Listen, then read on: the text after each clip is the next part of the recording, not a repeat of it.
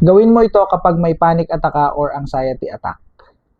So ito ay isa sa mga coping strategies na ginagawa upang malabanan or makontra ang anxiety attack or panic attack.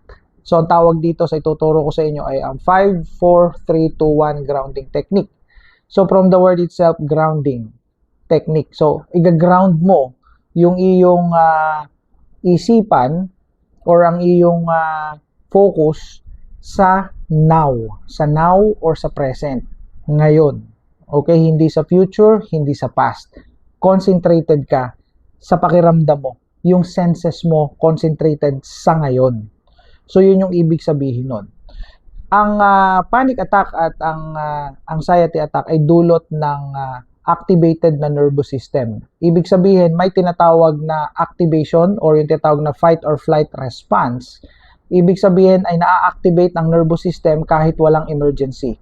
Dapat kasi na-activate ang ating nervous system or nagpa-fight or flight response tayo, also known as adrenaline rush, during time of emergency. But now, there's no emergency, walang danger, pero nag-activate. Result, panic attack or anxiety attack. Eto na. So, 5, 4, 3, 2, 1. Okay, doon muna tayo sa 5. 5, ang ibig sabihin nun ay bumilang tayo o magpangalan tayo ng 5 bagay na ating nakikita sa environment.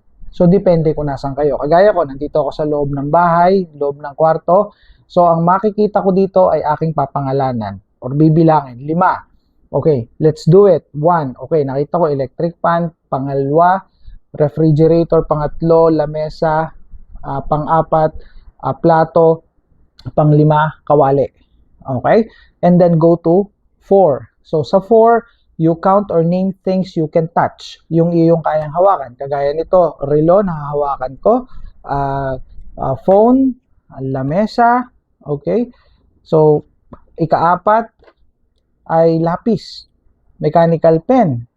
So, ganon. Another one, let's go to 3. So, count or name things you can hear. You can hear. So, narinig ko ngayon tumbuga ng electric fan. So, pangalanan nyo yun. Sabihin nyo yun, okay, hangin galing sa electric fan. Another one, kung may nadidinig kayong tahol ng aso, kagaya niya, may tumatahol ng aso sa medyo malayo doon na lugar. Ikatlo, ang akin narinig dito ay ang aquarium. So, may bubbling sound coming from there. At yun na yun, ikatlo. So, depende sa inyo kung nasaan kayo. Let's go to number 2. So, yung number 2 ay count or name things you can smell. Okay. So, dito, pwedeng ang aking naamoy, kagaya niya, nandito ako sa may malapit sa kusina. So, nakakaamoy ako ng pritong tilapia. Okay. Another one, nakakaamoy ako ng bagoong. So, inename mo yun. Okay, let's go to number 1. Count or name things you can taste. Okay, hindi mo kailangan lumayo. Yung bibig mo. Okay, pwede mo yung iname. Okay? Okay, yon. The taste of my mouth or the taste of my laway or saliva. Okay, you can do that. Okay, this is what we mean by 5, 4, 3, 2, 1. So, yon. Ganun nyo yun gagawin. Basta nakaramdam kayo na parang ang datingan nito is aatakihin na kayo, pwede nyo nang unahan. O kung kayo inaatake na, pwede nyo gawin yun. Okay? That is coping strategy to prevent or to fight yung anxiety or panic attack.